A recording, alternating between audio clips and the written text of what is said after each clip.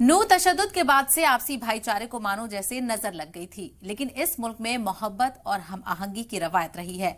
यही वजह है कि नूह में तशद्दुद के बाद भी आपसी भाईचारा बरकरार है।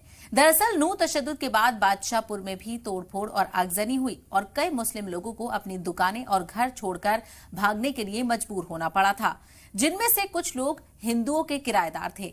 ऐसे में हिंदू प्लॉट मालिकों ने मुस्लिम किराएदारों पर हुए अत्याचार के खिलाफ आवाज उठाई है। बादशाहपुर में हुए वाकये पर कार्रवाई करते हुए पुलिस ने 7 एफआईआर दर्ज की हैं, जिनमें से 2 एफआईआर हिंदू प्लॉट मालिकों ने दर्ज करवाई हैं।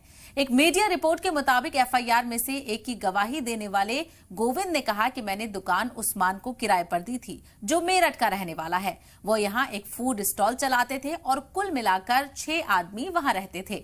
उस्मान तशद्दुद के चलते अपने गांव लौट आए हैं। हम राब्ते में हैं और मैंने उन्हें तसल्ली दी है कि पुलिस भी कार्रवाई